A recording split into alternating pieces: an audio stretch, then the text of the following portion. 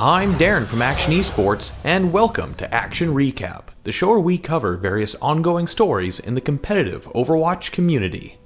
After teasing something special last week, it has been revealed that the surprise Jeff Kaplan was hinting at has likely taken the form of the new Overwatch short story, Bastet. At a total of 18 pages, Overwatch lead writer Michael Chu takes the reader through the events that follow the last encounter of Reaper and Soldier from the comic, Ana, where our heroine, in her Shrike outfit, leaps to the aid of the former Overwatch commander. In the story, we get some insight to Ana's psyche and her motivations to live as the guardian of peace as she adapts the guise of Bastet, the Egyptian goddess of cats, the home, fire, and family, among other things. In the artwork found within the story, you can see depictions of Ana having donned her Bastet identity and a render of her upcoming in-game skin. Additionally, we also get some new details regarding the relationship between Reaper and Soldier 76, as well as the reveal that Soldier 76 is gay, which has been confirmed by Michael Chu himself as canon. I won't go through and spoil too much of the story, as it's finally some new lore that certainly makes for a read. With that said, what do you guys think of this type of lore? It definitely provides some new information on Ana, Reaper, and Soldier 76, but I was hoping for more progression on the current story rather than more backstory. What would you prefer the ever-expanding lore of Overwatch focus on? Also, regarding the format, would you rather be reading comics or a short story? Let me know in the comments section below. Next up, a new Overwatch patch is currently in development and now available for testing on the PTR, and people are already calling it the Anti-Goats update. While not a lengthy list, the direction this patch is looking to have big implications on the metagame currently dominating the competitive ladder on the live client. Yes, that's right, with the changes in this update, it appears that Blizzard is experimenting with changes that will tone down the power of the GOAT's composition and its variants. First, we have another nerf to Brigitte. After the changes to her CC and how it interacts with shields in the last patch, Blizzard is hitting her again with a nerf bat by capping the maximum duration of Rally to 30 seconds. According to the developer notes, the use of Rally would result in a snowballing effect that was challenging for an enemy team to respond to, due to the increased health buff that would be shortly followed by another one in the right circumstances where she charges up her ultimate again in a very short period of time. While not a direct nerf to Brigitte, Blizzard made a massive nerf to the effectiveness of armor at mitigating incoming damage. Currently on the live client, armor reduces all incoming damage by up to 5, maximizing at half the normal amount.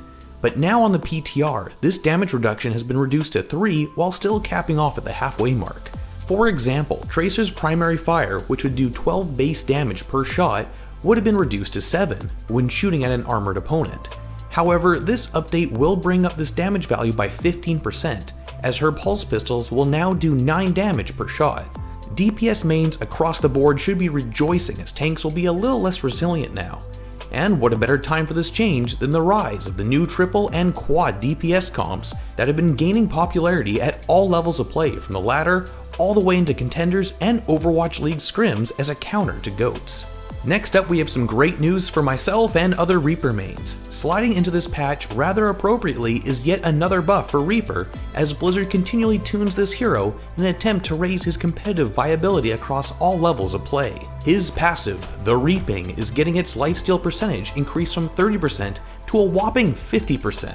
This means that half the damage Reaper deals will be converted into health, and enable him to put even more pressure onto big targets and truly embody the tank killer role Blizzard seems to be pushing him towards. Reaper is the type of hero that's very difficult to balance, as he can be really overpowered when he is strong and an absolute nightmare to deal with, or a less than ideal pick due to his short range and somewhat telegraphed playstyle in a game filled with characters wielding guns that can apply more pressure and zone control from afar.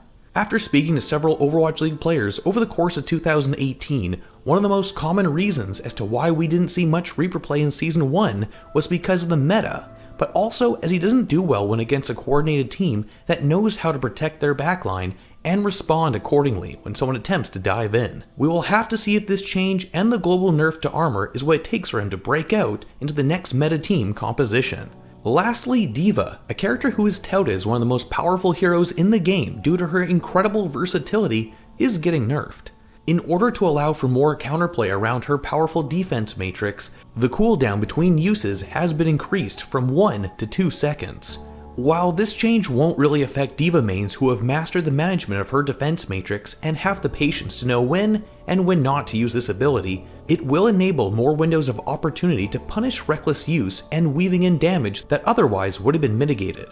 That's all for what's in the official patch notes. But what you may also find if you hop onto the PTR are a series of changes to the spectator UI, which will now indicate when a character is affected by certain abilities, like EMP or if they're frozen. Users have also noticed that kills have been given some quality of life updates with the addition of indicators for death by melee and a new sub-kill feed for when non-hero entities like Junkrat's tire or D.Va's mech are destroyed. More clarity is always better, especially when it comes time for the Overwatch League Season 2, so this change is a very welcome addition ahead of the next season starting on February 14th.